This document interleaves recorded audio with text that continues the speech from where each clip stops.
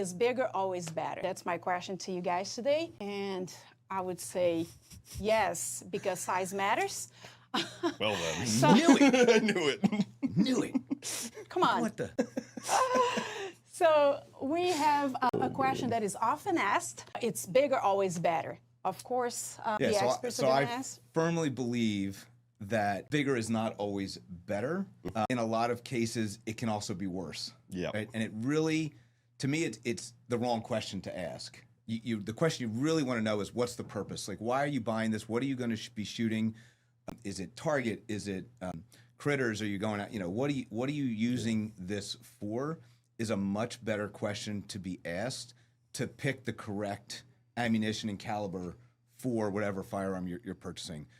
You need to know the purpose of what you're doing. And I can 100% say that I fell victim to this when I first started shooting in PRS. So when I started going to my first trainings, I had a 6.5 Creedmoor rifle and started out shooting the 147 grain is match ammunition from Hornady is what I first started shooting, because it was match grade ammunition, that was correct from that standpoint, but 147 grain is a heavy bullet considering what most people shoot in precision rifle. Yep. It does have a very good BC, which was the reason, again, I thought I was picking the right things, picking something with a high ballistic coefficient, which is basically going to help with wind, your wind call and so forth. You're not going to have to hold as much wind when you have a better BC.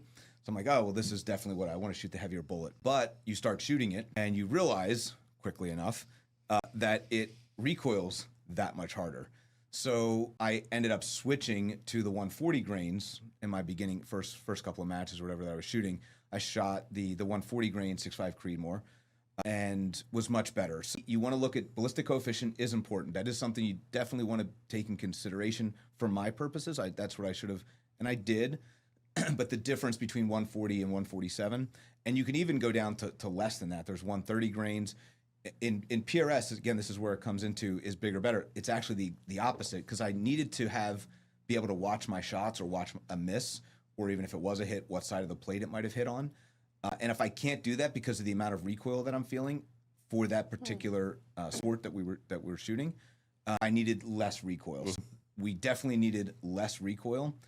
Terminal ballistics is another thing we don't care about in PRS. Yep. Literally, if I clip the piece of steel and it rings that steel or moves that steel, that's an impact. That's a point, right? If I'm talking about, well, I'm shooting a deer at 500 or a whitetail at 600 yards, something like that, well, now terminal ballistics enters into the equation.